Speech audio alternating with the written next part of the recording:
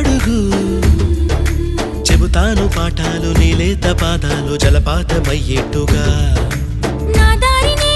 మళ్ళించగా నీకెందుకు అంత పంతం మంచేతిలో ఉంటే